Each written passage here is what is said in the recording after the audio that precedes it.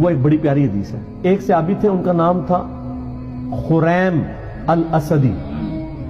وہ بڑے فیشنی صحابی تھے، بڑی لمبی لمبی انہوں نے لٹیں رکھی ہوئی تھی اور بڑے خوبصورت کپڑے پہنتے تھے اور زمین پہ گھسٹ رہے ہوتے تھے.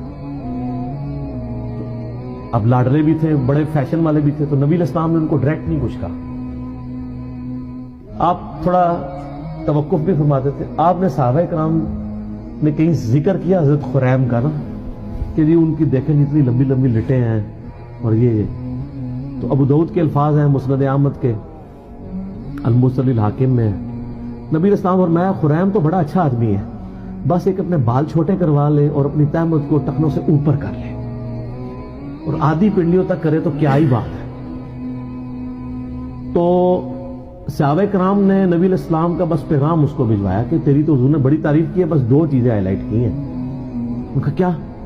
کہ یہ بال، اب بالوں سے آپ کو پتا ہے نوجوانوں کو کتنا پیار ہوتا ہے. تو حضرت خریم نے اس طرح لیا اور اپنے بال جو ہیں وہ کانوں کی لو تک کر دیے. بالوں سے کتنی نوجوانوں کو محبت ہوتی ہے.